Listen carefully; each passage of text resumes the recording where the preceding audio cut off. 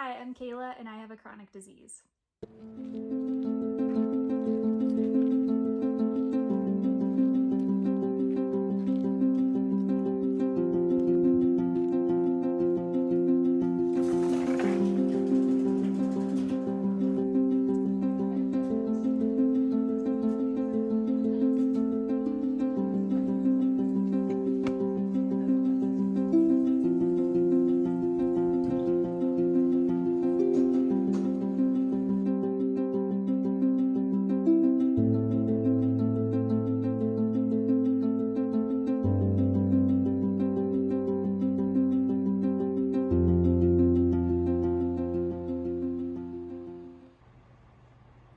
Okay, today is the day that we go to Mayo and I am nervous.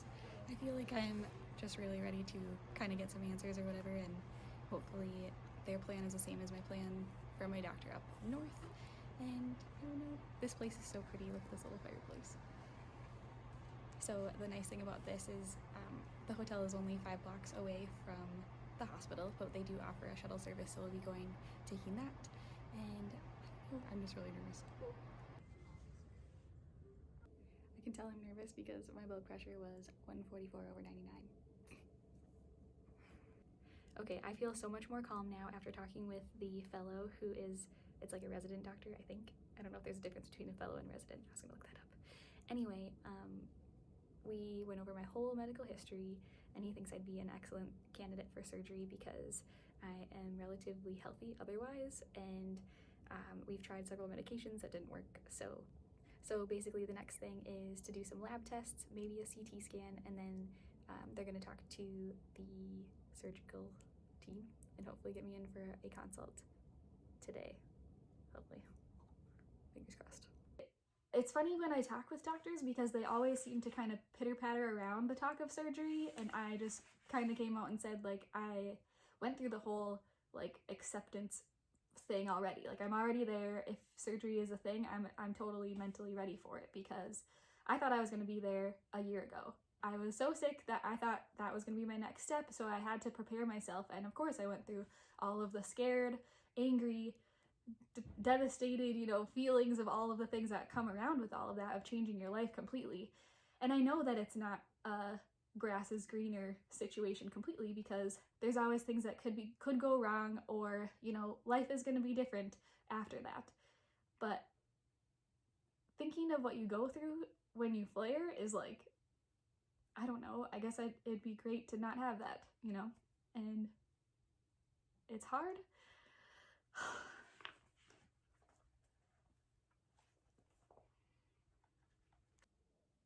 You know what is really hard about having a chronic illness is trying to express it to someone who doesn't have a chronic illness. Like, they have no idea what the daily life is like, which is fine. I mean, no one's gonna know unless they've walked in your shoes, you know what I mean? My husband is perfectly healthy and I feel like a burden a lot of times because sometimes I can't do certain things because I don't feel good, but I look fine on the outside, you know what I mean? I have pain every day, but why, I don't want to sit here and like whine about it all the time.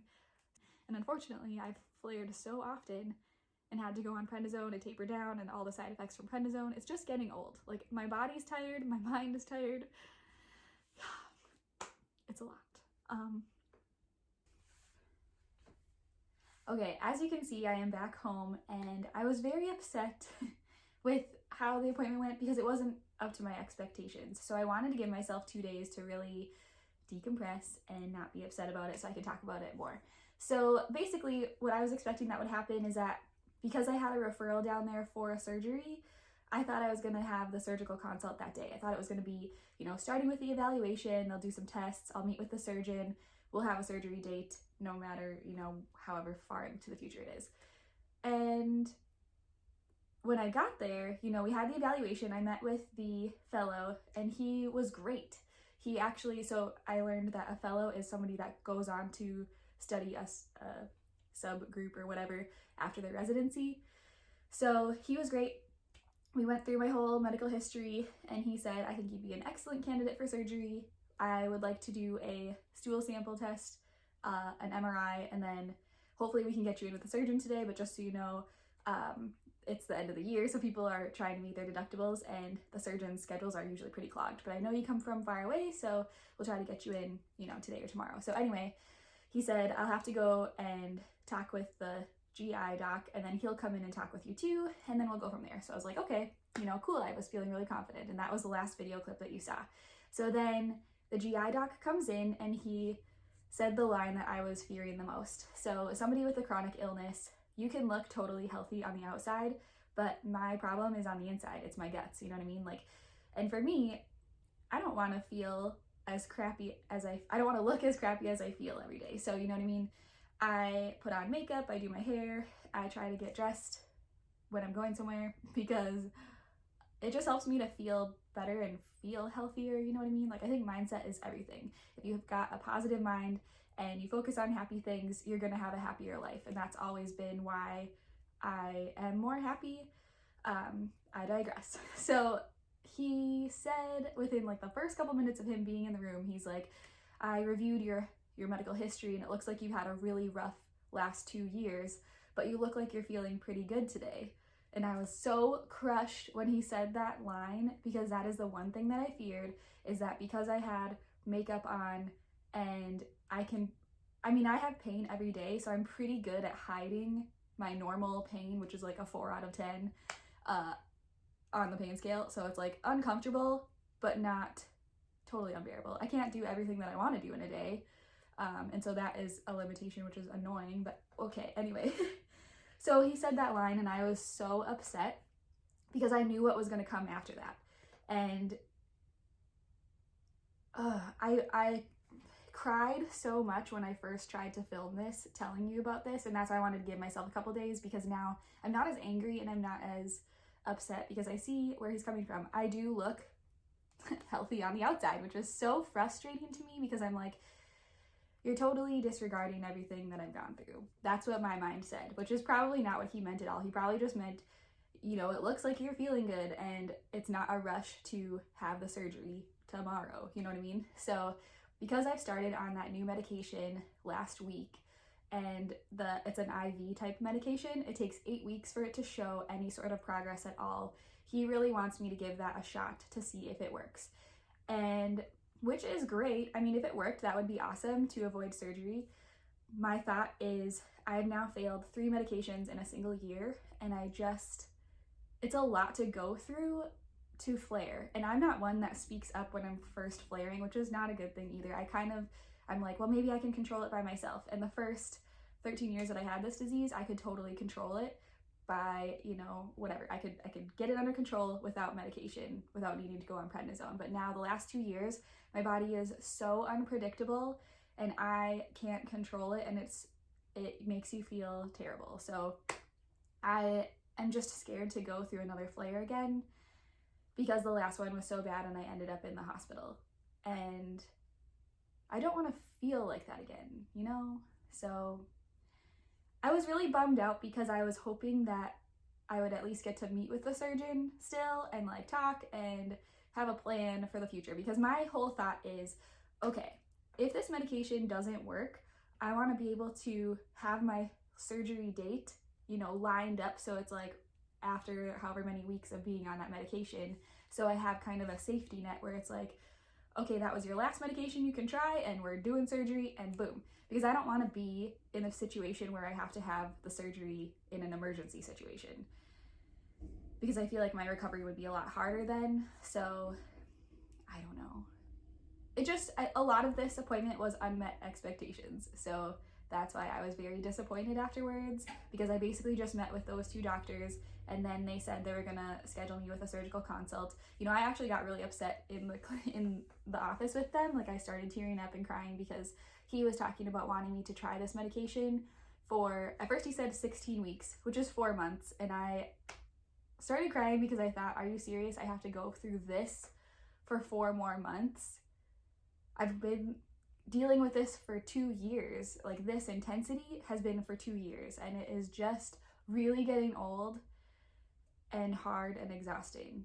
And my mind is tired, my body is tired, and I don't want to put myself through this anymore. Like, I just want to be to the point of getting the inflammation out of my body. The whole, you know, the large intestine is my trouble organ. Get it out of the body so it can stop fighting itself and I can try to lead a healthy life after. You know what I mean? So that's where I'm at. And the lady who scheduled me for my surgical consult appointment, at first we got it for February 4th, and I'll do an MRI that day and then meet with a surgeon later that afternoon. And she said that, you know, the 2 doctors that I met with that day today, and then the surgeon, all 3 have to agree that surgery is the right option. And I just kind of felt crushed because I know the first doctor definitely agrees with me. He's like, you're young, you're healthy-ish, you know, besides the one thing that you have going on. So your recovery will be great. You've tried several medications that didn't work, and, you know, maybe this last medication will work, but I think ultimately it's a good idea. The second doctor just said that he is more of a fan of medications and a little more rocky on going to surgery. He said that obviously it's very reasonable that I explore that option too, but I just feel like he'll be a little bit harder to get on board with it. So we'll see. I mean, now I have an appointment. I actually was able to call and get it moved up sooner. So January 13th is when I'll go and meet with the surgeon and do the MRI and all of that, and we'll see what comes of it. At that point, I will have been on this IV medication for about 6 weeks, and in my mind, I feel like that's kind of a safety net thing. So I'll still be on prednisone throughout that whole time. Oh, and that's the thing too, like, when the doctor said you look like you're feeling pretty good and like your symptoms are managed or whatever, it's because of a steroid. Like, it's not because of any other medication, you know what I mean? Like, being steroid dependent is not a good thing because I feel like every time I go on it, it works less and less. And I don't know if that's a thing, but I just noticed it with my body because I've been on it for about 2 years straight, on and off, you know, with short breaks in between. And my pain is starting to break through at higher levels of prednisone. It used to be where it would break through like 10 and 15 milligrams, but now I'm on 20 milligrams and my pain is breaking through to a higher level. And it's just, that's what scares me, is I feel like prednisone right now is my only safety net that gets me out of a flare. And what happens if I taper off of this, flare again, and go on it? Is it gonna work next time, or is that like the last straw? Well, that was weird. The power went out a little bit. Okay, anyway, frustrating, more so disappointing, but now we've got a plan to keep moving on. And so yes, I will be, sorry, my brain jumps all over the place, but basically I will have been on that medication for 6 weeks, the IV one that I'm started on. And I know they say it takes 8 weeks to show any sort of progress, so I will be on prednisone that whole time to kind of cover that gap so that I hopefully don't flare.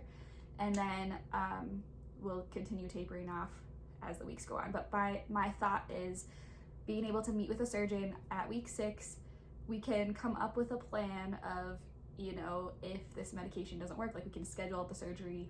In my mind, I'm thinking, you know, they'll probably be booked out anyway because I'm not currently admitted into the hospital.